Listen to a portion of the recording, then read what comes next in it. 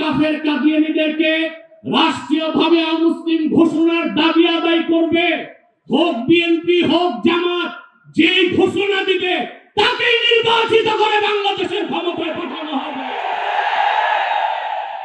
এক সাগর রক্তের বিনিময় হলেও বাংলাদেশে কাদিয়ানীদেরকে রাষ্ট্রীয়ভাবে অমুসলিম ঘোষণার দাবি আদায় করা হবে। ইসলাম পরিপূর্ণ হওয়ার হাজার হাজার বছর পরে ইংরেজ আমলে এক শয়তান, ইংরেজদের পা চাটা গোলাম মির্জা গোলাম শয়তান কাদিয়ানী নবুয়ত দাবি করেছিল। তাকে আমি গোলাম আহমদ বলি না, কাফের কখনো গোলাম আহমদ হতে পারে না। কাজ্জাব কাদিয়ানী ছিল গোলাম শয়তান কাদিয়ানী। যদি তারা সংখ্যালঘুই হয়ে থাকে তাহলে তাদেরকে সংখ্যালঘু ঘোষণা করতে সমস্যা কোথায়? আকীদা খাতমে নবুয়তের বিশ্বাস ইসলামের মৌলিক বিশ্বাস। কেউ যদি বিশ্বাস করে আল্লাহকে বিশ্বাস করি কিন্তু তিনি এক, এটা যে বিশ্বাস করবে না সে কাফের। মুহাম্মদ সাল্লাল্লাহু আলাইহি ওয়াসাল্লাম আল্লাহর শেষ নবী, এই কথা যে বিশ্বাস করবে না সে কাফের। তাকে যে কাফের বলবে না সেও কাফের। আল্লাহ তাআলা তার হাবিব মুহাম্মদ সাল্লাল্লাহু আলাইহি ওয়াসাল্লামকে ১,৫০০ বছর আগে প্রেরণ করে নবুয়ত ও রিসালাতের দরজা চিরতরে বন্ধ করে দিয়েছেন। ওনার পরে আজ পর্যন্ত কোন প্রকারই নবী কিংবা রাসূল আসে নাই, এখনো নাই, কিয়ামত পর্যন্ত আসবে না। এটাই খাতমে নবুয়তের বিশ্বাস। এই বিশ্বাস ছাড়া কেউ মুসলমান হতে পারে না। আমাদের দেশে যারা প্রচলিত রাজনীতি করে তারা সেকুলার রাজনীতির দোহাই দিয়ে কাদিয়ানীদেরকে অমুসলিম ঘোষণা করতে চায় না। তাদের কাছে আমার প্রশ্ন, সেকুলার রাষ্ট্র আর গণতান্ত্রিক রাষ্ট্রের শুধু কাজ অমুসলিমদের স্বার্থ রক্ষা করা, আর দেশের প্রকৃত মালিক যে মুসলমান, যাদের ট্যাক্স আর ভ্যাটের টাকায় সরকারের মন্ত্রীদের গাড়ির পেট্রোল জ্বলে,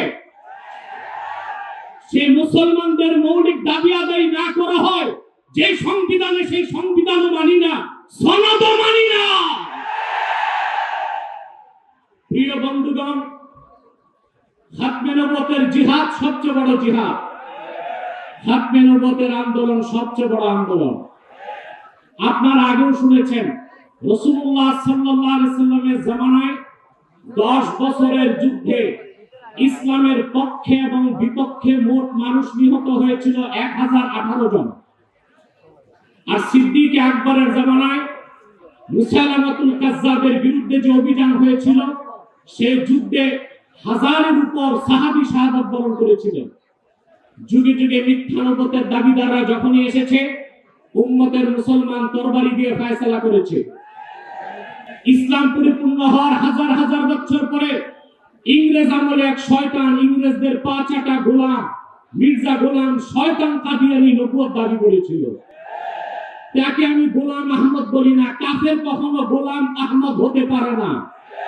কাজ্জাব কাদিয়ানী ছিল গোলাম শয়তান কাদিয়ানী। 1908 সালে আল্লাহর গজবে সে ধ্বংস হয়ে জাহান্নামের কুকুর হয়েছে। তার অনুসারী কাদিয়ানীরা বাংলাদেশে এখন ব্যাপক উৎপাত করছে। আপনারা জানেন বর্তমান সরকার দায়িত্ব নেবার পরে বাংলাদেশের বিভিন্ন জায়গায় কাদিয়ানীদের নতুন নতুন আস্তানা গড়ে তোলা হয়েছে। কাদিয়ানীদের আস্তানা পাহারার জন্য সেনাবাহিনী পুলিশও মোতায়েন করা হয়েছে। যদি তারা সংখ্যালঘুই হয়ে থাকে তাহলে তাদেরকে সংখ্যালঘু ঘোষণা করতে সমস্যা কোথায়? এদেশে তো হিন্দু বৌদ্ধ খ্রিস্টান আছে, আমরা কি তাদেরকে অমুসলিম দাবি করে বলি? তারা অমুসলিম পরিচয়ে আছে। তাদের উপাসনালয়গুলোকে আমরা মসজিদ বলি না, গির্জা বলি, প্যাগোডা বলি, মন্দির বলি। কিন্তু কাদিয়ানীরা ইহুদিদের চেয়ে নিকৃষ্ট কাফের, তারা জিন্দিক।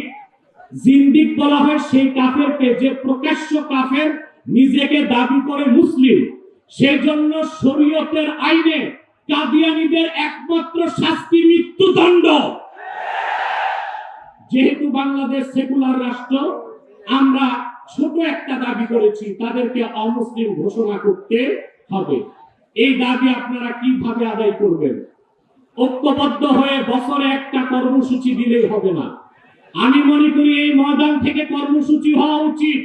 কুখ্যাত কাফের কাদিয়ানীদেরকে রাষ্ট্রীয়ভাবে অমুসলিম ঘোষণার দাবি আদায় করবে, হোক বিএনপি হোক জামাত, যে ঘোষণা দিবে তাকেই নির্বাচিত করে বাংলাদেশের ক্ষমতায় পাঠানো হবে।